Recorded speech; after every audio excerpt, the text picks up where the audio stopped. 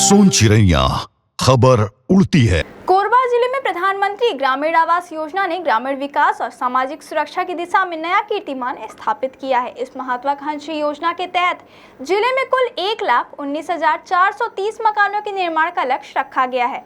हैरानी की बात यह है कि अब तक 72,000 से अधिक मकान बनकर तैयार हो चुके हैं, जिससे हजारों ग्रामीण परिवारों को अब पक्के घर की सौगातें मिली हैं। प्रदेश में भारतीय जनता पार्टी की सरकार बनने के बाद इस योजना में नई जान आई है। लगातार 2 सालों तक फंड की कमी से जहां निर्माण कार्य ठप्प पड़ा था, वहीं 2023 में 25.38 करोड़ रुपए की राशि जारी होने के बाद निर्माण कार्यों को तेजी मिली है। बीते 9 महीनों में 11,500 से अधिक मकान बनकर तैयार हो चुके हैं, जो योजना के क्रियान्वयन की गति को दर्शाता है। प्रधानमंत्री ग्रामीण आवास योजना की शुरुआत वर्ष 2016 और 17 में हुई थी। पात्र हितग्राहियों की सूची 2011 की जनगणना के आधार पर बनाई गई थी, लेकिन 2021 और 22 में कोई मंजूरी नहीं मिली और 2 वर्षों तक फंड की कमी से निर्माण नहीं हो सका। अब सरकार की प्राथमिकता और वित्तीय आपूर्ति के चलते निर्माण कार्य स्थिर गति से आगे बढ़ रहा है।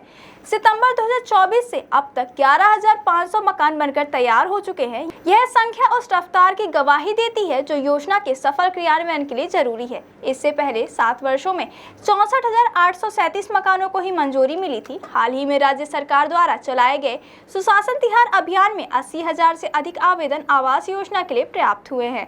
अब इन आवेदनों की जाँच कर पात्र लाभार्थियों को मंजूरी दी जा रही है। इस योजना के तहत लाभार्थियों को 1,20,000 की राशि 3 किस्तों में जारी की जाती है। पहली किस्त 40,000 की, दूसरी किस्त 60,000 की और तीसरी किस्त 20,000 की होती है। इसके अतिरिक्त मनरेगा के तहत 90 मानव दिवस का रोजगार भी उपलब्ध कराया जाता है, जिससे निर्माण के दौरान मजदूरी की भरपाई भी होती है। हालांकि योजना में एक कमरा और बरामदा बनाने का ही प्रावधान है, परंतु अनेक हितग्राही अपनी निजी पूंजी लगाकर लगातार 3 से 4 कमरों के मकान भी बना रहे हैं। बड़ा परिवार होने के कारण यह एक व्यवहारिक जरूरत बन गई है। योजना के प्रारंभिक वर्षों में कुछ पंचायतों में धोखाधड़ी के मामले भी सामने आए हैं, जहां राशि निकालने के बाद भी निर्माण नहीं हुआ।